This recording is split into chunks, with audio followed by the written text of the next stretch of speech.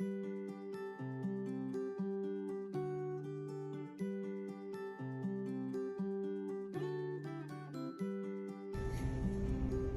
we are here today with Executive Chef Jeremy Langlois. There you go. That's me. I got it right. And we're at the Houmas House and Gardens in Darrow, Louisiana, about an hour outside of New Orleans. So, Chef, we had the pleasure of dining last night, a very exclusive dining room upstairs. We'll talk about that later. So, what inspired you to become a chef? Was it a young kid? Was it a parent, a grandmother, grandfather?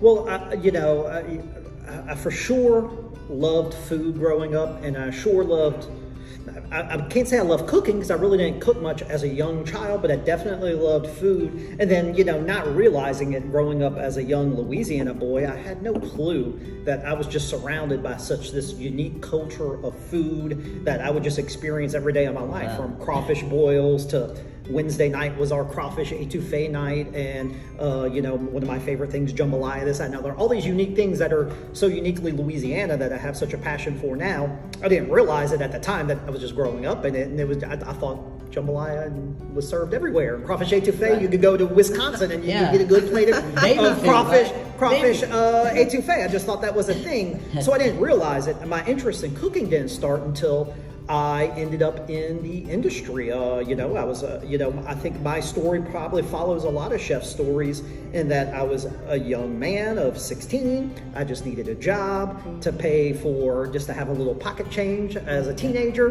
My older brother was a waiter who got me a job as a dishwasher at a catering company. And I was just when I started working on my dishes, I was instantly attracted to the kitchen. I just thought the kitchen, 16-year-old me in 1995, thought the kitchen was awesome. Cool. There was just great camaraderie amongst all the chefs. There was fire, there was sharp knives, and there was food. So to me, it was just like, this is all things I like. Right. So I just took to it, and I would go and work in the kitchen every day. And over time, through high school, working at that job, those chefs would start to teach me things. And by the time I graduated high school, I'd moved into the kitchen, and I was starting to run whole events and run stuff, and was really starting to take off by that time. And I just kept growing from there. Mm-hmm. So you ended up working for a pretty big name chef. Yes, sir. Yes. So, how was that? Why don't you explain who could you? Sure. My men, I think if you were to follow the story of any chef, you're also going to find that there was a mentor in their past as well. Right. And so I was lucky enough that I had a mentor by the name of Chef John Foles, who is a world-renowned Louisiana chef. Has he's in his 70s now, older gentleman, but still in the business. Still has a restaurant in the French Quarter, Restaurant Revolution, and we still have a very close relationship. But I was, again, going back to just getting a job as a dishwasher. I could have gotten a job at that time because I didn't have an interest in cooking. I could have gotten that job as a dishwasher. It could have been anywhere, any restaurant, any diner, anywhere. But how lucky and blessed was I that I got a job that happened to be at a place that was owned and operated by a world-renowned chef who then took me under his wing and wound up giving me a full scholarship to culinary school. I got to travel the world. I got to travel the world with him in my early 20s, going on different events with him, learning to cooking. So he was quite the mentor for me. That's a great start of your career. So now you're here. I mean, you have worked on it. You worked in a celebrity with a celebrity chef in New Orleans, and now you're a little bit about out outside New Orleans.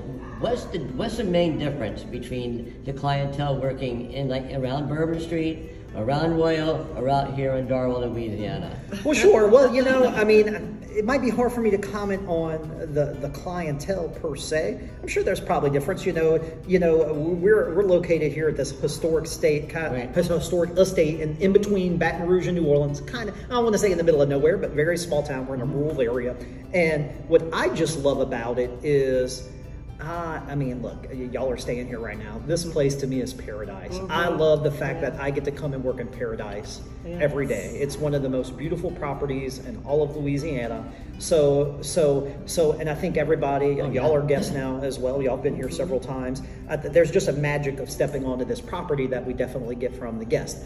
I love working here. 35 beautiful acres. We have gardens, we have herb gardens and things like that. You don't get that opportunity if you're in the middle of a big city Right. to have 35 acres free to yourself to be able to express yourself with food or this, that, and the other. It's just a different vibe. So I just enjoy being out here so much. So what's some of your best-selling dishes? I mean, you have all kinds of interesting things. There's Sure. the lunch menu I'm looking at right now. You have Well, all kinds of cool stuff. Well, of course, the kind of the philosophy that I approach with the menu, and we have several restaurants on the property, everything Right. from very casual to fine dining, white tablecloth fine dining. But all of it, at the end of the day, is rooted with Louisiana cuisine, Cajun and Creole as its basis.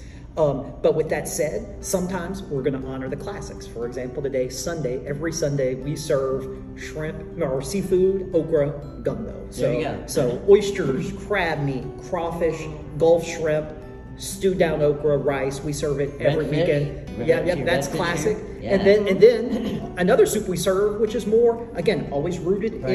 in the classics. But then this is more of a fusion, and that's a Right. bisque of curry, pumpkin, crawfish, and corn. Again, an element like curry, and there's a little coconut milk and all that goes to.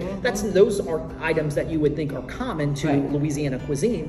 But again, we always start with that basis of Louisiana. We honor our past, but then we also kind of expand it. So we got that, and then yes, we have things like our redfish topped with crab meat, huge sellers. We do and seafood is a big Right. seller for us. But then we also we have great Wagyu steaks and things like that. But also like our eggplant Napoleon, which is eggplant layered with saffron and jumbo lump crab meat. That's probably one of our best sellers as well. Wow. So you talked earlier about the property and detailed how beautiful this property is. And the gentleman who owns the property is Mr. Kevin Kelly. How did you meet And Kevin? yeah, how did you meet Kevin?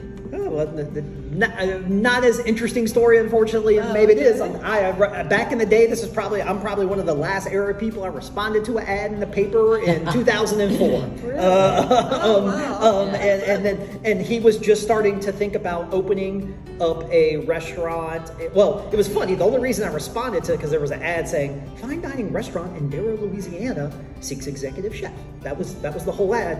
And to me, I just saw that, What? and I was like, fine dining restaurant in Darrow. That's not a thing. What is this? So I applied. I sent my resume in on a whim, just more out of curiosity, and a week later I was hired. Boom. Boom. So this property is beautiful, as you mentioned. Attention to detail, he's immaculate. Every room, 100%. everything. 100%. So that transfers over to your food. I mean, right? I mean, he expects Sure. the best of the best of the best. Sure. The Well, highest speaking of Mr. Kevin Kelly, what Kevin's greatest strength is he has an absolute vision for this property Yes. that's really just in his head. And it's really extraordinary. This property is constantly growing, and person who's watching this video, you can really only get it if you step foot on this That's property. right. Yep. It's immaculate.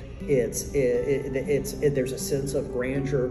And then there's even me as someone who's on this property every day, and I call this place paradise. There's little details that even every now and then I'll catch up on just someone on the property that I hadn't even noticed before about this property. Like how we have a statue on one end of the property, 300 yards that way, will line up perfectly with a statue on the other end that's again 300 yards away, and they're all on these sight lines on paths. And these are things I don't think about because I'm not a landscape architecture guy. I'm a chef.